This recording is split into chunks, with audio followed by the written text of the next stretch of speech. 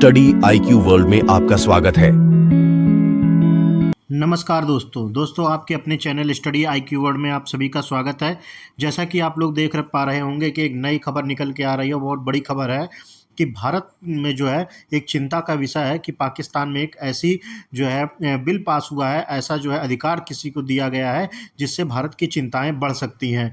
और वो क्या है जो पाकिस्तान ने ISI को दिया है, कौन सी पावर दी है, तो इन सब चीज़ों के बारे में हम इस वीडियो में डिटेल से बात करेंगे और कैसे भारतीयों के लिए चिंता का विषय है, ये सारी चीज़ें हम लोग जानेंगे और इस पर चर्चा करेंगे। तो इसी चर्चा करेंगे, साथ ही साथ इसके बारे में हम आपको और भी बहुत कुछ जानकारियां देंगे। तो चलिए शुरू करते हैं। लेकिन शुरू करने से पहले आप लोगों से मेरा निवेदन है कि आप लोग अगर इस चैनल पर नए आए हैं तो प्लीज़ इस चैनल को सब्सक्राइब करके बेल आइकन पर क्लिक कर दीजिए ताकि नियमित रूप से आपको आपकी वीडियो मिलती रहे। इस चैनल पर आप सभी को बहुत कुछ जानने को मिलेगा। पर आगे बढ़ने से पहले आपसे पूछूंगा एक क्वेश्चन यहाँ पर यह है कि जुलाई 2024 में भारत के नए वित्त मंत्री के रूप में किसे नियुक्त किया गया है। आपको बताना है कि जुलाई 2024 में भारत के नए वित्त मंत्री के रूप में किसे नियुक्त किया गया है। पहला ऑप्शन है आपका निर्मला सीतारमण, दूसरा ऑप्शन है पीयूष गोयल, तीसरा ऑप्शन है अमित शाह, चौथा ऑप्शन है राजनाथ सिंह। तो सही उत्तर जो है आप लोग कमेंट सेक्शन में कीजिए, सही उत्तर मैं बताऊंगा वीडियो के अंत में। तो चलिए शुरू करते हैं। जैसा कि ये आर्टिकल है आप लोग देख पा रहे होंगे और ऐसे बहुत से आर्टिकल जो है पब्लिश हो रहे हैं इस खबर को लेके। तो आइए विस्तार में हम लोग चर्चा करते हैं। आपको मैं बता दूं कि पाकिस्तान की इंटर सर्विसेज इंटेलिजेंस यानी कि ISI को सरकार द्वारा अधिक शक्तियां दी गई है। आपको मैं बता दूं कि ये शक्तियां क्या है, इसके बारे में आगे तो हम चर्चा करेंगे ही, लेकिन ये 8 जुलाई से आपको यहाँ पर ध्यान देना होगा कि 8 जुलाई, ये चीज़ आप नोट कर सकते हैं कि आपके एग्ज़ाम के प्रोस्पेक्टिव से जो है बहुत इंपॉर्टेंट है कि ISI को ये 8 जुलाई से ग्रेड 18 से ऊपर के ISI अधिकारियों के पूरे पाकिस्तान के दूरसंचार प्रणाली और कॉल और संदेशों को राष्ट्रीय सुरक्षा के लिए ट्रेस कर सकते हैं। यहाँ पर आपको देखना होगा कि 8 जुलाई, ये डेट याद रखना है। किन अफसरों को ये शक्ति मिली है? ग्रेड 18 के ऊपर से। ग्रेड 18 के ऊपर कौन से अफसर आते हैं ये मैं आपको आगे वीडियो में बताऊंगा, जो है आप लोग वीडियो पे बने रहिए। तो ये चीज़ें जो है किसी भी ISI अधिकारी को पूरे पाकिस्तान में दूरसंचार प्रणाली में कॉल और संदेशों को राष्ट्रीय सुरक्षा के लिए ट्रेस कर सकते हैं। ISI जो पाकिस्तान सेना के लेफ्टिनेंट जनरल द्वारा चलाई जाती है, पहले से ही बहुत शक्तिशाली है। अब पाकिस्तान सरकार ने इसे और अधिक शक्ति दे दी है। जैसा कि आप लोग देख पा रहे होंगे, यहाँ आर्टिकल है Shahbaz Sharif government authorize ISI to intercept call text for national security. ये नेशनल सिक्योरिटी के नाम पर जो है यहाँ पर ISI को पूरी तरह से जो है छूट दे दी गई है कि आप किसी भी व्यक्ति का जो है फ़ोन कॉल या फिर टेक्स्ट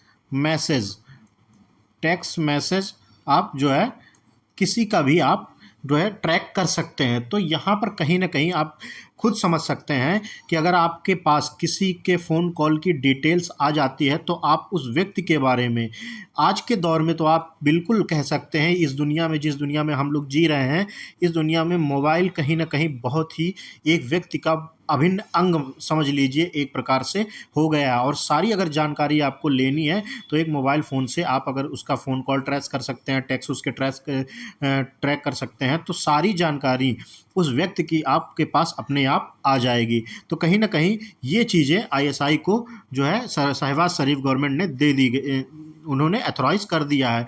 और ये अथॉराइज शहबाज शरीफ ने क्या किया है, वहाँ की आप लोग को पता है कि वहाँ पे मिलिट्री जो है, जो उनकी आर्मी है, वो अपने ही इशारों पे सब कुछ करवाती है। तो आपको मैं बता दूं कि 8 जुलाई को पाकिस्तान सरकार ने ग्रेड 18, अब यहाँ पर मैं आपको ये बता दूं कि ग्रेड 18 के अंदर आते कौन से अफसर हैं। ग्रेड 18 के अंदर मेजर या उससे ऊपर के ISI अधिकारी को भी, यहाँ पर मेजर या उससे ऊपर के अधिकारी, मेजर से ऊपर के जितने भी अधिकारी होंगे उनके अंडर ये शक्ति अपने आप उनके पास रहेगी। तो मेजर या उससे ऊपर के अधिकारी, ISI अधिकारी जो होंगे, वो किसी भी दूर संचार प्रणाली के माध्यम से कॉल और संदेशों को ट्रेस करने का अधिकार दे दिया गया है। यह राष्ट्रीय सुरक्षा के हित में किया गया है।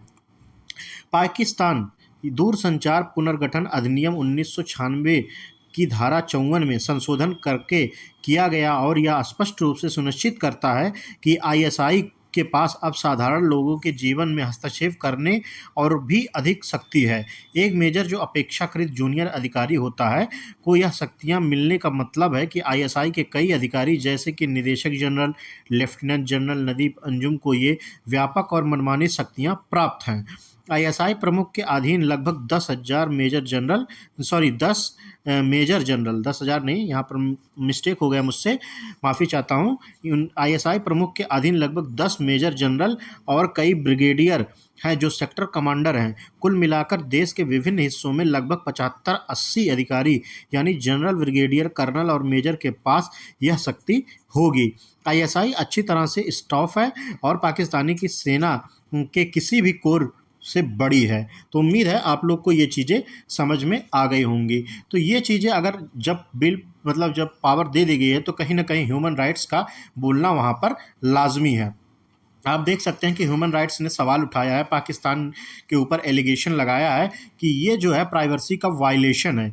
आप तो ह्यूमन राइट्स ने जो है यहाँ पर मतलब पाकिस्तान के ऊपर जो है एलिगेशन लगाया है कि ये बहुत ही गलत हो रहा है। इससे जो है आगे चलकर बहुत ही हिंसा और जो है बहुत सी चीज़ें जो है देखने को मिलेंगी, क्योंकि आप खुद सोच सकते हैं अगर किसी की प्राइवेसी को आप ट्रैक करते हैं तो उसके ऊपर क्या बीतेगी। वो जब जान रहा है कि हमारे सेलफोन ट्रैक हो रहे हैं और हमारी चीज़ें सबके पास जा रही हैं, तो कहीं ना कहीं कि अपनी सरकार के खिलाफ जो है विद्रोह भी कर सकता है। तो ये चीज़ें अभी आशंका लगाई जा रही हैं, इसीलिए ह्यूमन राइट्स ने जो है आवाज़ उठाई है और इस चीज़ को वापस लेने की मांग की गई है। तो इस सब चीज़ों पे, इस पे क्या भारत पे भी जो है असर पड़ेगा कि नहीं पड़ेगा? बिल्कुल पड़ेगा। तो इस भारत पे कई तरह के असर पड़ सकते हैं, उस पर कुछ बिंदु पर आप लोगों का मैं नज़र डालना चाहूँगा। कि सबसे एक बिंदु मैं आपको बता दूं कि पाकिस्तान की आईएसआई के टेलीकम्युनिकेशन सिस्टम पर अधिक अधिकार मिलने से भारत के खिलाफ जासूसी गतिविधियों में वृद्धि हो सकती है। इससे भारत की सुरक्षा एजेंसियों को अधिक सतर्क और सावधान रहना होगा। सीमा पर पहले से ही तनावपूर्ण स्थिति और गंभीर हो सकती है। आईएसआई की बढ़ती गतिविधियों से भारतीय सुरक्षा बलों को अधिक चुनौतियों का सामना करना पड़ सकता है। दोनों देशों के बीच कूटनीतिक संबंध पर भी असर पड़ सकता है। भारत इस कदम को अपनी सुरक्षा के लिए खतरा मान सकता है और इसके परिणाम स्वरूप दोनों देशों के बीच संवाद में कटौती हो सकती है। भारत को अपनी आंतरिक सुरक्षा और मजबूत करने की आवश्यकता होगी। संवेदनशील जानकारियां और महत्वपूर्ण व्यक्तियों की सुरक्षा के लिए अतिरिक्त कदम उठाने पड़ सकते हैं। आईएसआई के पास ट्रेसिंग की शक्तियों में वृद्धि से साइबर सुरक्षा पर भी प्रभाव पड़ सकता है। भारत को अपने साइबर डिफेंस सिस्टम को और अधिक मजबूत बनाने की ज़रूरत है। तो कुल मिलाकर जो है आईएसआई को मिले इन नए अधिकारों के कारण भारत को अपनी सुरक्षा प्रणाली और रक्षा प्रणाली को भी और मजबूत और सतर्क बनाना होगा। तो ये थी जो हमारे भारत पर जो है कई असर पड़ सकते हैं। मैंने आपको कुछ बिंदु जो है हाईलाइट बिंदु आपको बता दिए। उम्मीद है आप लोगों को अच्छी तरह समझ में आ गया होगा। और यहाँ पर मैं आपको ये भी बता दूं कि जो इनकी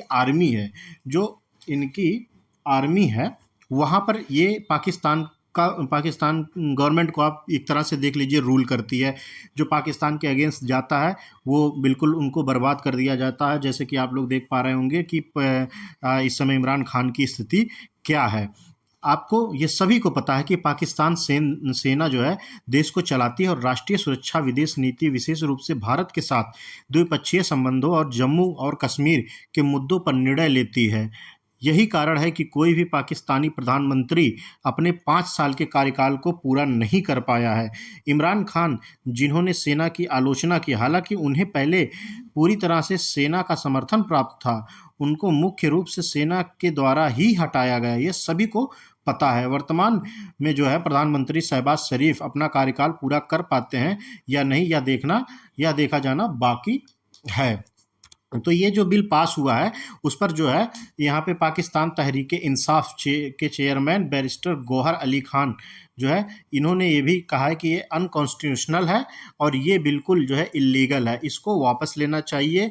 जो है ये किसी भी तरह से जो है सही नहीं है, ये आगे चल के देश की आवाम के साथ धोखा होगा और जो है ये कड़ा विरोध इसका मतलब विरोध काफ़ी हो सकता है। तो इन सब चीज़ों में जो है देखना होगा कि आगे इन सब चीज़ों को लेके क्या जो है प्रक्रिया आती है, और भी राजनेता जो इनके पाकिस्तान में हैं क्या इस पर कुछ बोलेंगे कि नहीं बोलेंगे, और क्या एक जो है इस चीज़ को लेके क्या पाकिस्तान में कोई विद्रोह हो सकता है या नहीं हो सकता, इसके लिए जो है हम लोग इस खबर पे नज़र बनाए रखेंगे। जैसे ही इस पर कोई अपडेटेड खबर आएगी आप सभी के लिए एक अपडेटेड वीडियो मैं बना दूंगा। तब तक के लिए चलते हैं अपने क्वेश्चन की तरफ। क्वेश्चन हमारा ये है, जुलाई 2024 में भारत के नए वित्त मंत्री के रूप में किसे नियुक्त किया गया है? तो इसका सही उत्तर हो जाएगा option number first, Nirmala Sitharaman. Nirmala Sitharaman को एक बार फिर से जो है वित्त मंत्री का जो है प्रभार दिया गया है। तो अभी के लिए हमारी वित्त मंत्री भारत की जो है निर्मला सीतारमण हैं।